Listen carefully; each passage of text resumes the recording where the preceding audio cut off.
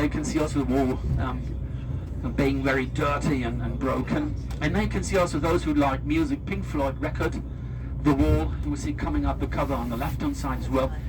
And now an entrance to the apartment block, we are very angry with the city administration. They're giving construction permits to real estate companies to erect buildings behind the wall, and then they have to open the wall and break down the last pieces of wall. Because what you saw, look at that, a plastic car crossing the wall is a Trabi, it's an Eastern produced car. And then we see also the next one, for example, could be the one with the curriculum vitae, or for example the Sundowner here, right, left-hand side, which is nothing else than no man's land. It looks very romantic, but in fact it was a death strip. And left-hand side you can see 1961 till 89 curriculum vitae. This is the date when it was erected in 61, and when we have the fall of the wall in 1989. So longest piece of wall here in Berlin, 1.3 kilometers. That means from that complete 155 kilometers through the world, you will see pieces of wall everywhere.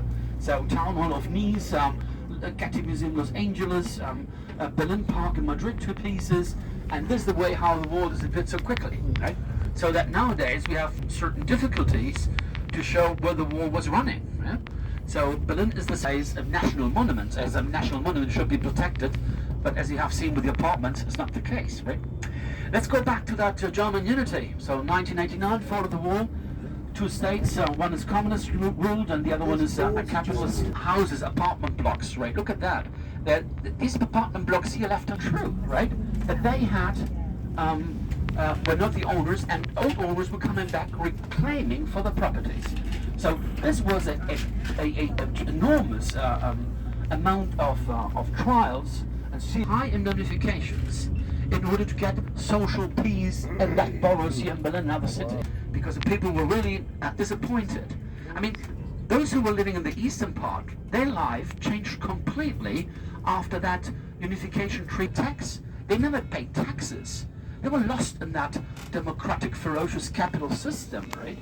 And I mean, for me, living in West Berlin, my life did not change after 9th of November. There was no guarantee of jobs anymore. And then afterwards, the properties was a big mistake also. And those who were losing the jobs, they had to move to where? Losing the job, the rule could be the houses, and then they had to move away.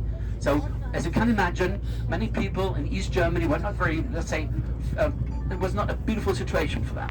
In Nevsky Prospect in Moscow, or other streets and Leningrad, these were 3 Soviet architects who came in here in 1949, when that GDR state was established. The street was called Stalin Alley, or Stalin Avenue. And this is what you see here. Now everything is renewed. In 1989 it was in a very bad shape. The facades were not very democratic, capitalistic one. And in the western part of Berlin they were really losing time. And in 1950 or 53, as this was finished here, they could show such a huge real estate program as here in the east.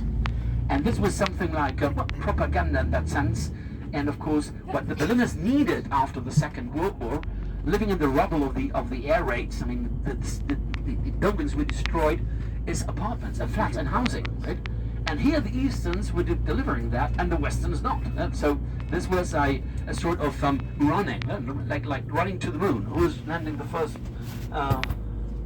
one on the moon? Like this one.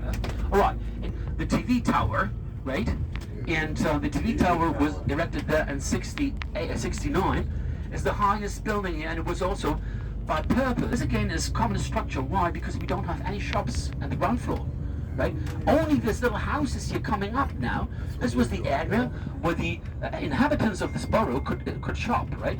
So this is completely contrary to that, let's say, capitalist system, where in every ground floor, every apartment house or whatever else, a shop is inside. Here not.